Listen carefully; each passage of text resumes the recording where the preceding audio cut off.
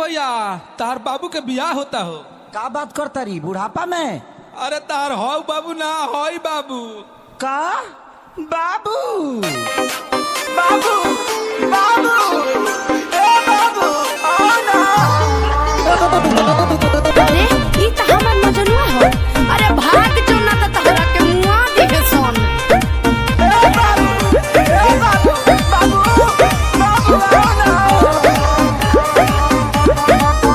हाँ बहुते प्यारी करी ले जानू देख ल सीना फाड़ के अबू ना तो मर जाइब दो तोवे चियार के बाबू ना बहुते प्यारी करी ले जानू देख ल सीना फाड़ के आवो ना तो मर जाइब दो तोवे चियार के मेरी शादी में अड़चन लाओ ना। बाबू बाबू अरे का हो?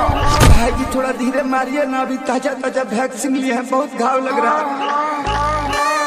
कुकुर ले खडाट के भगाओ ना जाओ ना। ए बाबू बहरिया बोना। अरे जाओ ना। ए बाबू बहरिया बोना। अरे साफे थुथुर हवा का। अरे जाना। अरे समार के मुआ दी है। अरे काहे नहीं खो समझत। अरे जाना।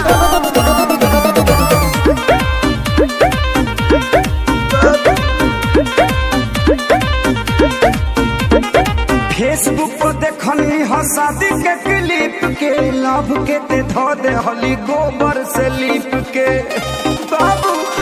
अरे हदे पिटौल बड़ा यार।